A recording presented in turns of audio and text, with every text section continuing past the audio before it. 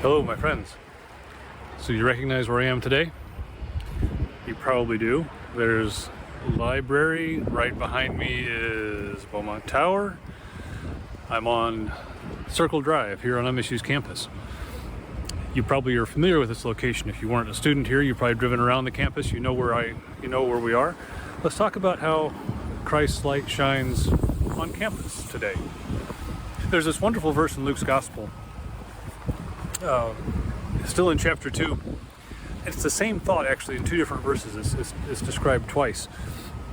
Right after Jesus is presented in the temple, and then later, a few verses later, when he comes back to the temple when he's 12 years old, Luke says the same thing twice. He says something about how the child grew and became strong and was filled with the Spirit. How he grew in wisdom and in stature. It's a fascinating verse for me.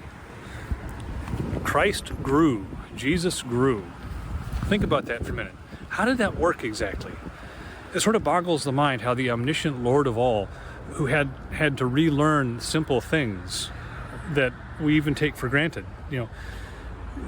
Think about the eternal Word who inspired the prophets to write their messages, had to learn his letters so he could read those same words he once gave.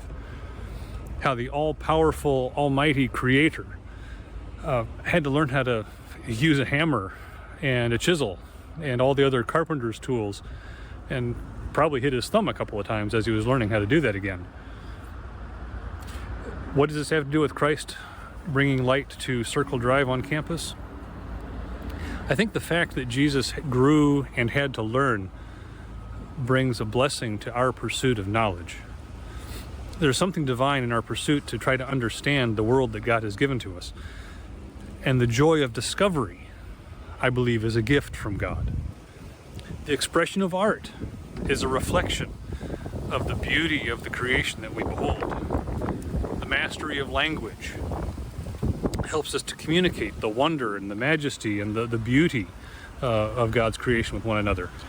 Every aspect of learning, from our earliest words to our elementary school projects to our high school diploma to trade school or our university degree, graduate degrees, are all ways that we're able to discover and understand and care for the world that God has given to us.